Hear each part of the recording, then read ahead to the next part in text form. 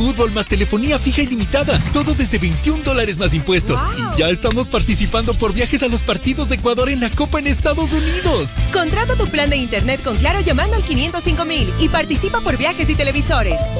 Más información en claro.com.es. Fin de espacio promocional y publicitario. Esta es la revista de opinión Democracia. Seriedad y credibilidad en todas partes.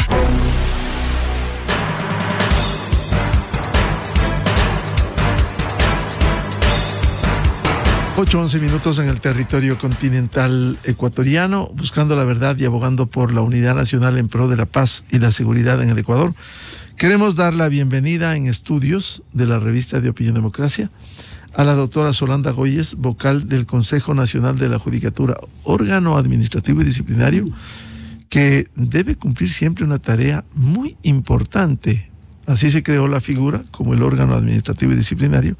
Y es bueno conocer porque debemos también destacar durante los últimos días con su presencia, ha habido algunas acciones que hay que resaltar precisamente en la tarea del Consejo de la Judicatura: suspensión de jueces, cambios en reglamentos, cambios en la tarea de seguimiento, no solo en la provincia del Guayas, que ha sido el foco último, sino también a nivel nacional, provincia de Manabí, podemos citar. Doctora Solanda Goyes, ¿cómo enfrentar esta difícil y compleja tarea de seguir las acciones que cumplen jueces y operadores de justicia? Muy buen día. Gracias, Miguel, por la invitación. Muy buenos días a usted, a todos quienes hacen su equipo de trabajo y también a quienes nos escuchan. ¿Cómo seguir? Yo lo que creo que la única forma de cambiar al país es que todo el mundo hagamos lo que nos corresponde, ¿no? Si hiciéramos todos lo que nos corresponde, lo que la ley manda, creo que el país no estaría en la situación que está. Por lo tanto, yo creo que en el Consejo de la Judicatura estamos mostrándole al país que es posible, estamos haciendo cambios y de mi parte empujando con todo el rigor para cambiar el estado de cosas de control disciplinario. También pensando en el concurso de la Corte Nacional de Justicia, hemos impulsado que se haga una reforma al reglamento, ya se lo hizo. Seguimos trabajando en el dimensionamiento de lo que debería ser la evaluación para priorizar y esos son como los ejes principales que tiene el Consejo de la Judicatura, ¿no? Los concursos para la selección, la evaluación, el control disciplinario. Pero aparte de ello hay que seguir desarrollando algunas actividades que son propias del quehacer diario del Consejo de la Judicatura en relación a la función judicial y también otra tarea es la modernización. Entonces, tenemos una agenda muy ambiciosa, diría yo. Ojalá no hubiese sido así porque es demasiado trabajo y mucha responsabilidad la que se tiene ahora para tratar de enderezar lo que en 5 años no se realizó. Pero estamos decididos. De mi parte, tengan la plena certeza que voy a trabajar como corresponde, con todas las horas que exija esta demanda. Eso implica mucho más de las 8 horas diarias y estamos tratando de constituir ya los equipos necesarios para lograr este propósito, ¿no? Entonces, ese es el compromiso, Miguel. Doctora Solanda Goyes, una de las tareas que les ha correspondido en los últimos días, por ejemplo, la suspensión de jueces. ¿Cómo se llegó a esto? Porque era impresentable quienes están presos, cierto es que hay que dar el debido proceso, iniciar los procesos disciplinarios, pero no podían seguir en esas condiciones luego del involucramiento que ha hecho la fiscal general en una investigación penal como Metástasis y Purga. Miguel, yo creo que una de las primeras cosas que tenemos que recuperar es los conceptos, ¿no? Las definiciones, cuáles son las reglas de juego de nuestras relaciones entre las instituciones, entre las instituciones y la sociedad. Fíjese que una de las cosas que se levanta en estos casos es dicen, lo que pasa es que se afecta al principio de inocencia, al principio de presunción de inocencia de los involucrados. Y claro, el debate está. Nadie discute que existe un principio de presunción de inocencia, pero en el ámbito penal.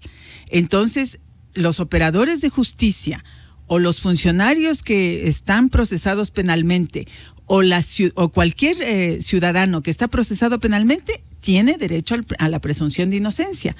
Pero otra cosa es el deber que tiene el Consejo de la Judicatura de mantener una función judicial que irradie confianza. La función judicial sobre todo es confianza, entonces no se puede mezclar los dos andariveles, y en ese sentido es que uno de los debates es cuáles son las potestades del Consejo de la Judicatura y cómo utiliza las facultades que la ley le da.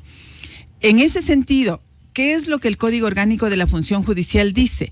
Dice que cuando hay una persona que comete alguna conducta que es administrativa y disciplinariamente sancionada, el Consejo puede iniciar un proceso administrativo disciplinario y también puede suspender, salvo en el caso de cuando se analiza el carácter jurisdiccional en donde se requiere una declaratoria previa. Eso deviene de una sentencia de la Corte Constitucional. Entonces, en estos casos, uno de los temas que al menos de mi parte he planteado es que tenemos que debatir la situación de las vacaciones de quienes están procesados, ¿no? Porque lo primero que hacen es, tengo prisión preventiva, entonces pido vacaciones y con las vacaciones sostengo el puesto, ¿no? Siguen ganando el sueldo. Y siguen ganando el sueldo. En buena hora, ahora el Consejo de la Judicatura, en la resolución 057 que se dictó, si mal no me acuerdo, el 7-8 de marzo, en la que se declaraba la emergencia después del caso Purga, la emergencia en la Corte Provincial del Guayas. Allí yo hice una propuesta y mocioné que incorporemos un artículo adicional, porque la propuesta inicial solamente estaba enfocada a resolver el problema de la ausencia de los jueces, porque imagínense que al tener 7 jueces de la Corte procesados, allí hay un grave problema en cuanto a la falta de los titulares o de los jueces para que den atención. Entonces, allí o en esa sesión yo pedí que se incorpore un artículo a esa resolución a efectos de que se inicien los procesos disciplinarios. Y ese inicio de los procesos disciplinarios a su vez da lugar a que se pueda hacer la suspensión. De tal manera que la semana pasada, el día viernes, se pudo conocer ya los informes sobre la suspensión y se les suspendió a 7 jueces y a un secretario. De la provincia del Guayas. De la provincia del Guayas, de los que están involucrados en el caso Purga. Eso tiene como consecuencia que se les suspende el salario, que ya no pueden actuar como jueces y se inician los procesos disciplinarios y se tiene un tiempo para el desarrollo de las investigaciones y los sumarios a efectos de determinar si tienen responsabilidad y proceder a la destitución, porque las faltas por las cuales se ha iniciado esas investigaciones tienen lugar a destitución, ¿no? Por eso es que digo, una vez que se analice en el proceso si han incurrido en inconductas gravísimas, pues la consecuencia sería esa. La destitución a su vez tiene otra consecuencia, es que no puede volver a ser funcionario judicial, ¿no? Uh-huh. Y mientras esto sucede, el proceso administrativo y disciplinario, ¿esta suspensión iría de 60 a 90 días? 90 días, dice el código, ¿no? Nosotros, mire, hasta que esas normas no se reformen, tenemos que estar enmarcados en lo que la ley dice, ¿no? A veces la gente aspira a que se tome decisiones conforme percibe que debería actuar la función pública, pero nosotros estamos regidos por un esquema legal y hay que actuar en ese marco. Eso no significa que no estemos pensando, y al menos de mi parte creo que, por ejemplo, en este caso hay que ampliar el tiempo de la suspensión, hay que volver al tema de suspensión en ciertos casos de que no sea remunerado en caso de que sea declarado, porque hay un tema que no ha sido desarrollado en el Código Orgánico de la Función Judicial, ni tampoco en el debate, en la deliberación o en las capacidades que tiene el Consejo de la Judicatura, que es el juez, un juez, una jueza, más que cualquier otro funcionario, y así lo dicen los principios de Bangalore, tiene que guardar unos estándares superiores al normal y común de la gente, de tal manera que Mira, los principios de Bangalore nos hablan de la conducta judicial y nos dice cuáles son los parámetros de conducta. Entonces, solo el hecho de que ya esté llamado a juicio en un caso de delincuencia organizada ya es escandaloso para la imagen que tiene que proyectar un juez o jueza. Entonces, aquí no estamos hablando de la materia penal. Ellos tienen todo el derecho de defenderse en el ámbito penal, pero acá estamos hablando de cómo conservamos una función judicial que lo que tiene que hacer, y no lo ha hecho en el pasado, es garantizar confianza. Y la confianza, la única forma que tiene, y lo dicen los principios de Bangalore, de irradiarse es sobre la base de los actos y la conducta judicial bien llevada por parte de cada uno de los jueces. Mire, Miguel, la función judicial no va a cambiar porque 4 vocales ahora en el Consejo de la Judicatura estemos actuando por la línea correcta. No. Ese actuar del Consejo de la Judicatura tiene como propósito determinar las directrices y mandar el mensaje a toda la función judicial a decirle, hoy no se va a tolerar ningún tipo de abuso. Pero quienes son los actores del cambio de la función judicial son los más de 1,900 y casi 2,000 jueces que tenemos. Son ellos básicamente los que le tienen que dar un giro a sus actuaciones, de tal manera que, como dicen los principios de Bangalore, que ya voy a explicar de qué se tratan estos principios de los que tanto hablo, para que muestren con sus actos y con su conducta un actuar con corrección, con imparcialidad, con respeto a la independencia judicial, en equidad, con diligencia. Y cuando cumplan esos principios, la ciudadanía va a decir, sí, la función judicial funciona. Y yo no creo que eso sea difícil. Me parece que es un tema de decisión en donde todos tienen que arrimar el hombro, ¿no? A propósito de lo del Guayas, doctora Solanda Goyes, ¿qué pasó con la directora de control disciplinario del Consejo de la Judicatura, doctora Mercedes Villarreal, que precisamente en horas en las que se hacía la actuación de la Fiscalía, ella logró salir del país y se presume que sigue por Europa, con orden de prisión, por cierto, en el Ecuador? Bueno, ella, mire, llegó a conocimiento del Consejo de la Judicatura un caso de un proceso disciplinario en el cual ella había archivado, existiendo declaratoria previa jurisdiccional emitida por una corte en contra de 2 fiscales por haber actuado en manifiesta negligencia, y ella se toma de manera arbitraria la facultad que no tiene, sin tener competencia, archiva esa causa. ¿Qué es lo que dicen las normas? Las normas dicen que cuando existe un caso en donde está sancionado por manifiesta negligencia, quien tiene que resolver es el Pleno del Consejo de la Judicatura. Y la señora decidió retenerse ese proceso y decide archivarlo en la provincia, ¿no? Entonces, llega acá al Pleno del Consejo de la Judicatura el conocimiento de este caso como que se tratase de una falta leve, ¿no? Y la sanción de una falta leve apenas es la amonestación o una multa. E incluso cuando se trata de una falta grave, la sanción es la suspensión por 30 días. ¿Qué fue lo que propuse yo en el Pleno del Consejo de la Judicatura en esa sesión? Propuse que adecuemos esa conducta de la señora, que les implicó retener un proceso disciplinario en su andarivel y no enviarlo al Pleno del Consejo de la Judicatura a nivel nacional, lo cual constituye falta gravísima y la sanción es la destitución. El Pleno decidió que no, se fue por la vía de que se haga la investigación por la falta leve, y yo obviamente no estoy de acuerdo con esa mirada de control disciplinario benevolente con los operadores de justicia, cuando para mí era evidente que había una retención del proceso y eso es una falta gravísima. Por lo tanto, yo mocioné que le sea iniciado todo el proceso por la falta gravísima con consecuencia de destitución, pero no tuve el apoyo y los otros vocales se fueron por la vía de la falta leve y es así como se inició y yo frente a ello voté en contra. Ahora, he hecho lo propio en el caso de Curipayo, ¿no? en el caso de Curipayo, que es el juez de Santo Domingo, que ha dado libertades incluso a personas que han estado ya sentenciadas penalmente, lo propio, ¿no? Él ni siquiera asiste al sumario administrativo para presentar prueba, y de manera oficiosa el Consejo de la Judicatura, que en otras ocasiones no sucede aquello, decide declarar la nulidad, ¿no? Y yo he dicho, cuando la recomendación del director provincial encargado que sustanció ese proceso era que lo destituyamos. Entonces yo me fui por la vía de la destitución, que es lo que corresponde. Fíjese que Curipayo no tiene ninguna destitución hasta la fecha.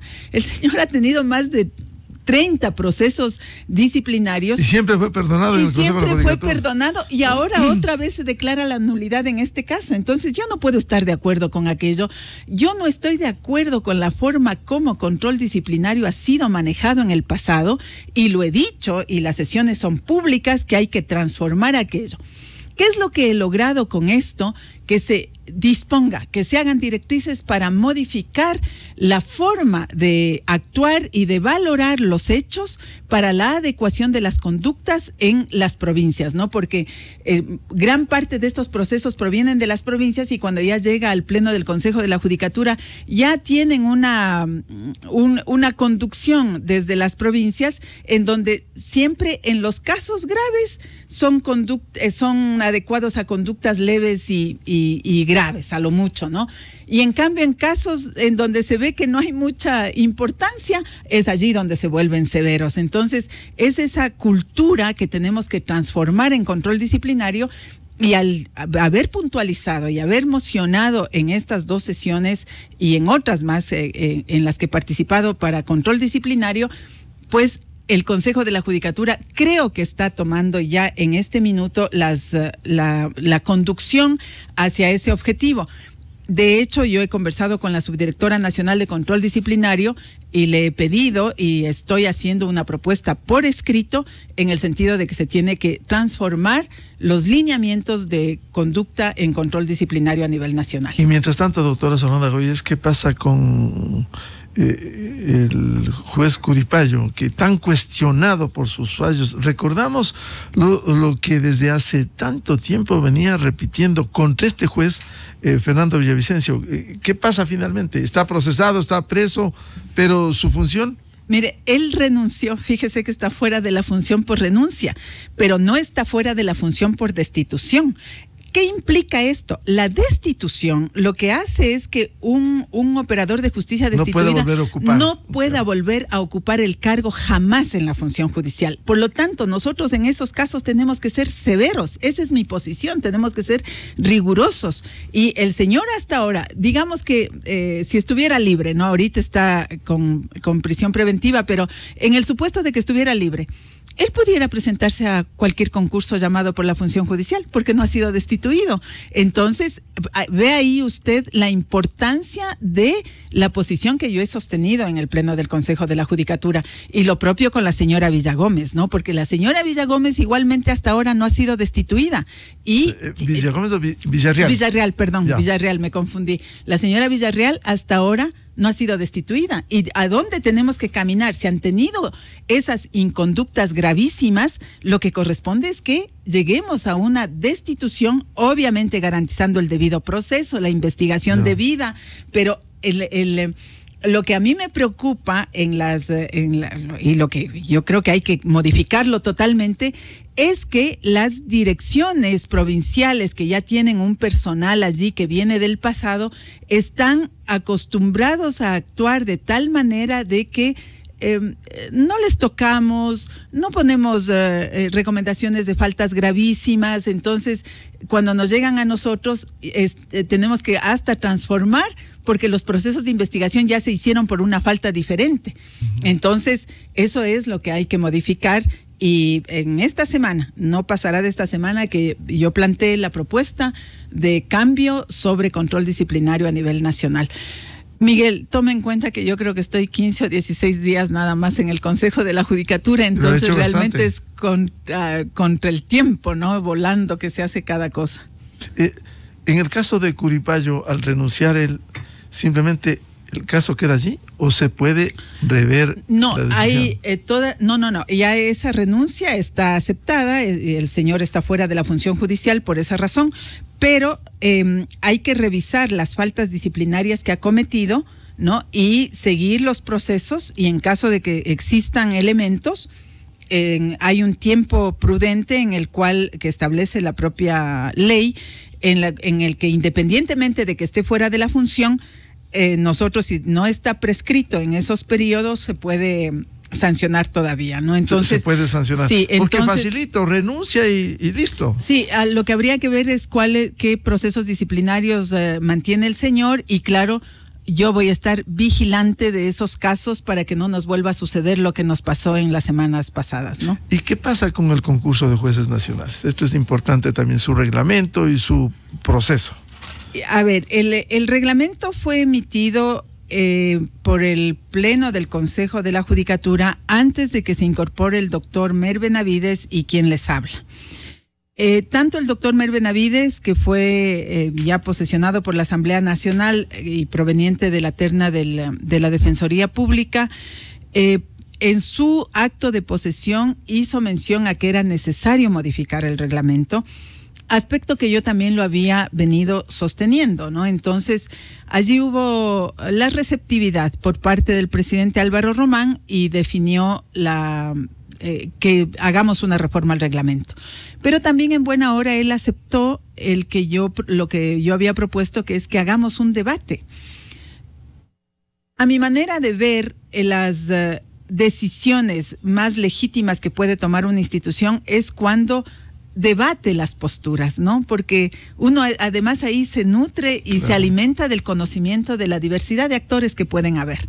Por lo tanto, se hizo una convocatoria a los gremios profesionales de abogados, a líderes de opinión que trabajan en el tema del sector justicia, a organismos que trabajan, a ONGs o observatorios que trabajan alrededor del sector justicia, y también a organizaciones de mujeres, a organizaciones de niñez y adolescencia y a otro tipo de organizaciones. Y hubo un foro en donde trabajamos alrededor de 4 temas, ¿no? Del tema de la probidad, que es importante, el tema de los puntajes y las fuentes para la participación de los postulantes al concurso. También trabajamos sobre el tema de paridad y otros elementos que estaban considerados como necesarios reformar. Y luego de ello, en mi caso, yo planteé algunas observaciones por escrito y se ha hecho un pequeño proceso interno. No todo se ha aceptado, pero parte de las propuestas sí han sido recogidas. Y resumo las que han sido recogidas, ¿no? Voy a empezar ahora por el tema de la paridad, porque en otros lugares me he olvidado y luego me reclaman mis compañeras. Yo había propuesto que en la paridad se garantice que en el caso de los 10 jueces titulares que tienen que designarse, se escoja a las 5 mujeres mejor puntuadas y también a los 5 hombres mejor puntuados. Pero eso no se quiso aceptar, por lo tanto lo que ha quedado es que va a haber una medida de acción afirmativa de entrada de 2 puntos de diferencia, de 2 puntos a favor por el hecho de ser mujer, y luego en el resultado, como se tiene que hacer una selección por especialidad, ¿no? De tal manera que podamos escoger a quienes tienen especialidad de materia penal para la sala penal, igualmente para la sala civil, la sala contencioso administrativo y la sala contencioso tributario. Entonces, si en cada una de esas especialidades no existe o todos son ganadores hombres en términos de puntaje, lo que se va a hacer es a preferir a al menos una mujer con la que obtenga el mejor puntaje, ¿no? Igual a la inversa. Si solamente ganan mujeres, pues en el ánimo de promover la igualdad, en ese caso se promoverá al hombre que tenga el mejor puntaje para cada una de estas especialidades. Y ahora, también se quedó en que siempre se podrá promover al mejor puntuado que entra por esta medida de acción afirmativa, siempre y cuando la diferencia de puntaje no sea mayor a 3 puntos. Entonces, es así como está establecida la regla. También hemos cambiado el tema de la impugnación. Mire que estamos viviendo en la época en que se ha destapado estos comportamientos, estas inconductas en la función judicial y uno de los temas más importantes es garantizar que la gente que llegue, y no quiero tanto decir la palabra garantizar, no, sino promover que la gente que llegue, porque es hasta donde podemos llegar nosotros con nuestras acciones, ¿no? La garantía, la única persona que puede dar es individualmente con su comportamiento, pero sí podríamos promover con las reglas y con las formas de hacer la selección que lleguen personas probas. Entonces, antes estaba la parte de la impugnación ciudadana, que es una disposición constitucional y que creo que ha sido un poco digamos, devaluada en los concursos en otros lados. Nosotros le queremos dar el valor para que la ciudadanía se active y porque son ellos los que mejor pueden conocer sobre una persona que no tenga, por ejemplo, la probidad necesaria para llegar, y la impugnación es necesaria que nos hagan conocer, pero antes, en el reglamento anterior, estaba que la Dirección de Talento Humano era la que tenía que resolver. Tanto por como lo dice la Constitución, cuanto por la importancia de la selección de Corte Nacional de Justicia, nosotros propusimos que esto sea una decisión que tome el Pleno del Consejo de la Judicatura, y así se hizo la reforma. También se trabajó en los puntajes, ¿no? El peso de los puntajes, como estaba diseñado el reglamento, estaba muy sesgado a favorecer a carrera judicial y no tenían muchas oportunidades quienes provenían de docencia y quienes provienen de libre ejercicio. Allí uno de los principales impulsores fue el doctor Mer Benavides, de que se reconozca con el máximo puntaje al PhD, y eso, aspecto que también fue discutido en las mesas de trabajo con los actores, y pues eso se incorporó en la reforma, pero adicionalmente también se puso medios de compensación para aquellos que provienen de libre ejercicio. Doctora Solanda Goyes, y entre los tantos desafíos con un tiempo limitado que tendrán este año, la evaluación de jueces y fiscales, ¿cómo se sientan las bases, o se empieza por sectores como el penal, para decir algo? Sí, miren, lo de la evaluación, estamos haciendo un dimensionamiento de todo lo que tiene que evaluar y está pendiente en el Consejo de la Judicatura, para después, en conjunto con el presidente y los otros vocales, hacer una priorización. Entonces, yo creo que esa noticia de la priorización y ya definitivamente decir cuáles son los universos de evaluación que se van a hacer en este periodo, lo tendremos para la siguiente semana. En todo caso, es obvio que hay una demanda nacional de que se evalúe a jueces y fiscales, ¿no? En todo caso, ¿habrá un cronograma para ello? Claro que sí. Es como todo, es un cronograma contra el tiempo, y tendríamos que hacer como varias fases para el proceso de evaluación, ¿no? El dimensionamiento, la aprobación de cuáles son los universos que se van a evaluar. Luego de ello, hacer, a mi criterio, un reglamento general de evaluación. De allí hacer un levantamiento, porque mire que lo complicado también, Miguel, es tratar de hacer una evaluación diferente a la del pasado. Si repetimos lo del pasado, nos resulta fácil. Cogemos y copiamos el reglamento anterior y hacemos lo mismo de siempre. Estoy hablando, la última evaluación se hizo en el año 2017, hace ya 7 años. Entonces, nosotros creemos que hay que hacer una evaluación diferente e incorporar metodologías que nos permitan mirar universos mucho más amplios, ¿no? Para poder chequear indicadores como, por ejemplo, cuál ha sido el accionar judicial respecto de las garantías jurisdiccionales, en donde hay uno de las mayores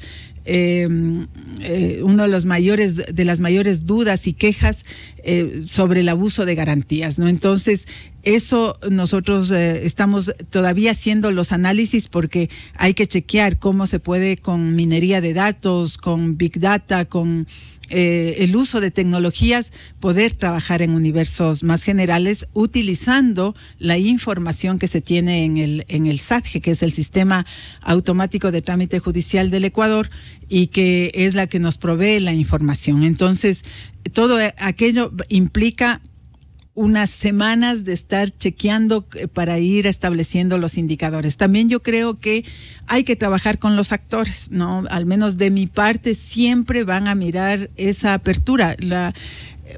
La institución tiene una obligación, pero no está mal escucharles a los actores, y los actores son los propios jueces, los fiscales en su caso, los abogados en libre ejercicio, los especialistas en cada una de las materias. Yo creo que es muy beneficioso para este proceso abrir al debate cada uno de los temas. Entonces yo sugeriré también que para el levantamiento de indicadores también tengamos procesos participativos, ¿no? Y allí vuelvo a decir, sí, hay que hacer participación, pero también hay que tomar decisiones porque el tiempo apremia.